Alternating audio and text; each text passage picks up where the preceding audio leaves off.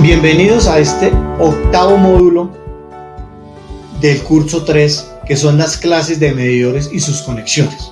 Hemos venido hablando progresivamente de magnitudes, vamos poco a poco y secuencialmente para entender. Si no hubiéramos visto los temas anteriores, no entenderíamos el que viene ahora. Vamos a ver las clases de medidores que están clasificados. Tienen varias clasificaciones. Está según la normativa. En el mundo hay dos normativas, que son la normativa ANSI, que es la americana, y es la normativa IEC, que es la europea. Entonces, según son los dos tipos que hay. La normativa ANSI es la que se emplea en Centroamérica y se emplea en algún país de Sudamérica. En Colombia se empleó, pero ya no. Lo mismo que Estados Unidos y Canadá.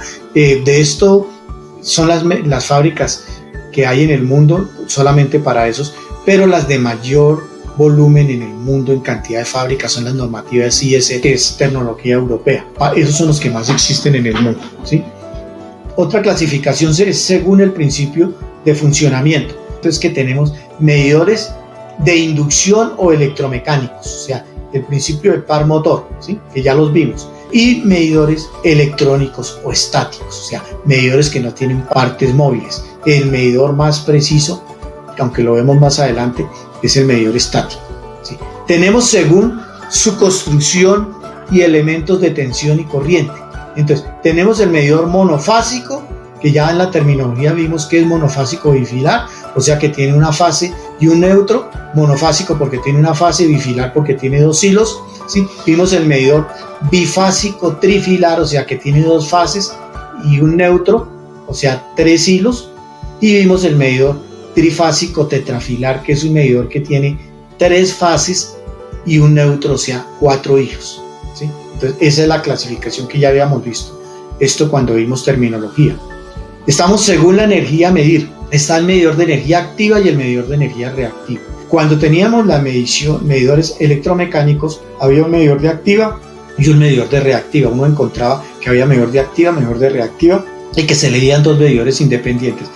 Ahora, como los medidores, y especialmente los de estático, el medidor electrónico, entonces en un mismo componente, en una misma caja, viene el medidor de activa y el de reactiva. No vemos sin un solo medidor, pero realmente hay dos medidores que comparten un mismo display. O sea, el display es para lee activa, lee reactiva, o sea, lee kilovatios hora, lee kvar hora, y lee la corriente, lee las tensiones, lee el factor de potencia, que después vemos bien qué es eso.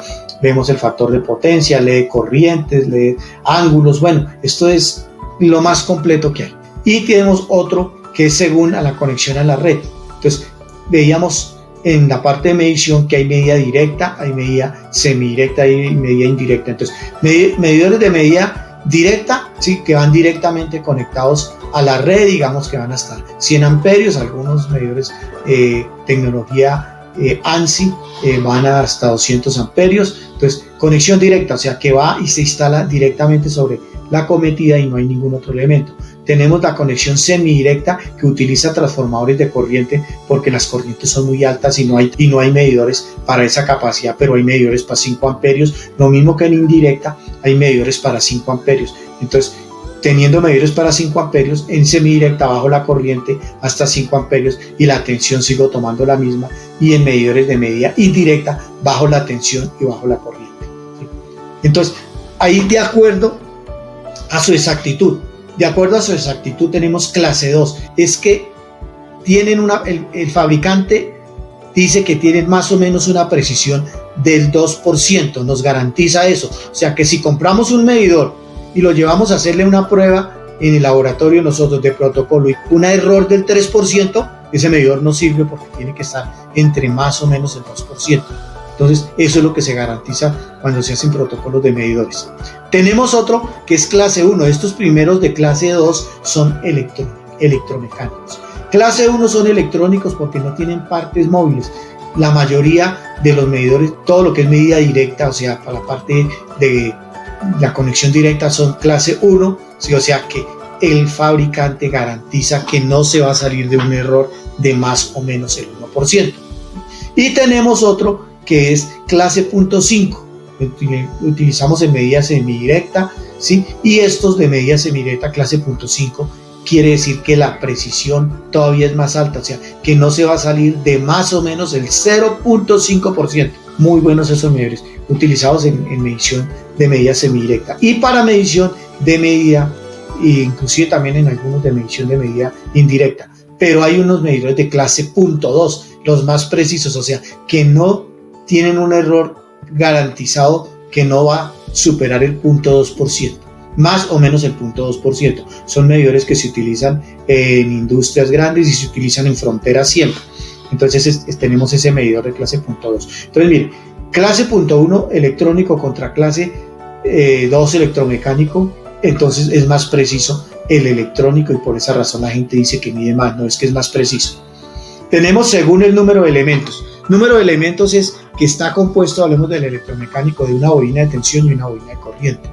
Y así funciona. El monofásico, entonces, en el electromecánico y también en el electrónico, tiene un componente de corriente y un componente de tensión. Entonces, si hay una componente, si yo lo llevo a una fiesta, a veces le explico a la gente, y en la fiesta ponen música, entonces sale un medidor monofásico. ¿Cuántos tienen?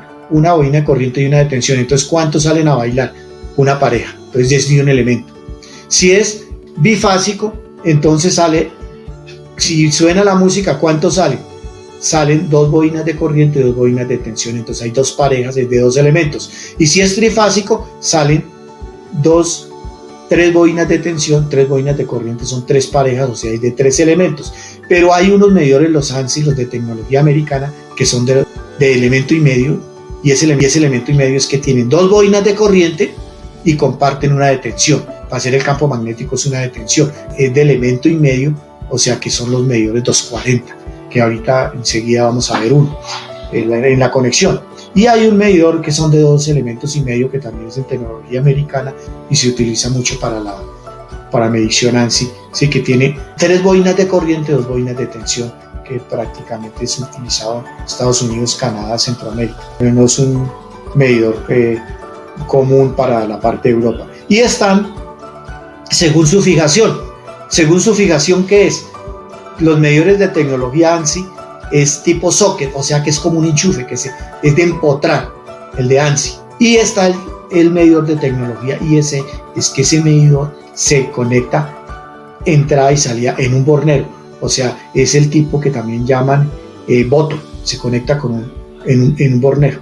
Entonces es el medidor que conocemos nosotros en los países prácticamente suramericanos, en Colombia, lo tenemos también en Chile, inclusive Bolivia, todos los países suramericanos lo tenemos. Los de tipo botón, los de empotrar, son medidores que son de Centroamérica, Estados Unidos y Canadá. Veamos según el tipo de conexión. Hay dos tipos de conexión de los medidores: la conexión asimétrica y la conexión simétrica. La conexión asimétrica es la conexión europea y la conexión simétrica es americana. Vamos a explicar aquí con la conexión, solamente vamos a tener aquí el diagramita del bornero. En la parte de arriba del medidor no la tenemos. Entonces, vamos a ver. Nosotros ya sabemos que es monofásico bifilar, o sea que es un conector monofásico que está con una fase y un neutro, o sea, dos hilos. Aquí tenemos ese medidor que es. Nosotros acá, en este medidor, es simétrico porque medio cuerpo es similar al otro medio. Simétrico.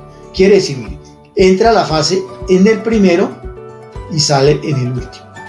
Entra la fase en el segundo, aquí para el segundo, entra el neutro y enseguida sale el neutro. O sea, simétrico, mire, esta mitad acá es igual a esta mitad de acá. En el otro medidor es el medidor de tecnología europea, que es asimétrico, o sea, entra la fase, enseguida sale la fase. Fase de entrada, fase de salida. Y aquí entra el neutro y enseguida sale el neutro. Aunque pues cuando veamos medición vamos a ver que esto tiene aquí una platina adentro que comunica, este es un solo punto, pero aparentemente entra y sale, pero aquí en algunos se puede hasta invertir, algunos los encuentro invertidos, pero eso registra bien porque este es un mismo punto aquí. Entonces, ¿qué pasa? Yo les digo, bueno, ¿cómo distingue uno a los técnicos? ¿Cómo distingue uno si es simétrico o asimétrico? Entrada, salida, entrada, enseguida salida, entrada y enseguida salida de neutro. Les digo un truco, miren, coja mentalmente una sierra, una cegueta y córtelo aquí. Corte este aquí mentalmente y corte este aquí mentalmente por toda la mitad. Cuando lo corte aquí por toda la mitad, este de acá, entonces dóblelo, júntelo, haga un solo cuerpo, entonces este se va a encontrar con este y este se va a encontrar con este. Entonces, ¿hay corto o no hay corto? No, aquí se encontraron las fases y aquí se encontraron el neutro, entonces no hay corto, no pasa nada. Haga lo mismo en este mentalmente, córtelo por la mitad y júntelos. Ahí sí sale candela por todos los lados, porque aquí se encuentra la fase con el neutro y aquí la fase con el neutro. Entonces, ¿en cuál no hay un accidente mentalmente? No lo vaya a hacer. Mentalmente, ¿dónde hay un accidente? En este. En este de aquí. Entonces, el asimétrico es cuando se ocasiona el corto y el simétrico cuando no. Entonces, tenemos la bifásica trifilar, que es, tenemos la medición simétrica y asimétrica, lo mismo. Entra aquí el neutro, la fase A, y sale la fase A al final. Entra la fase B aquí y sale la fase B aquí, y entra el neutro y sale el neutro. En cambio, en el otro entra el neutro y la fase A y enseguida sale la fase A. Entra la fase B y enseguida sale la fase B, y entra la fase y el neutro al final. Entonces, ¿en cuál de los dos partiéndolos aquí por la mitad y corto? En el segundo, en el asimétrico. Entonces, en el medidor trifilar, monofásico, trifásico tetrafilar, en el trifásico tetrafilar lo mismo. Entra aquí la fase, sale al final la fase A, entra luego la fase B, y aquí sale la fase B, entra la fase C, y sale la fase C, y aquí entra el neutro. Entonces, aquí sí los parto, le echo cegueta aquí por la mitad, una sierra aquí, lo corto, y los junto, se encuentran las fases A, se encuentra la fase B, la fase C, y el neutro, y no hay un corto. En cambio, en este de acá, aquí entra y sale enseguida la fase A, entra y sale enseguida la fase B, entra y sale enseguida la fase C, y aquí en este, al hacer el mismo truquito de cortar en la mitad, se me va a ocasionar un cortocircuito. Les comentaba que hay una conexión que es de elemento y medio, sí, que es de tecnología americana, ¿sí? Entonces, este elemento y medio, solamente en el bornero, vamos a ver ahí. Tengo una fase A y sale una fase A. Tengo una fase B y sale una fase B. Es simétrico, miren, lo corto en la mitad, los uno y no pasa nada. Pero esto tiene una característica, que es que el neutro va directo. O sea, no tiene neutro.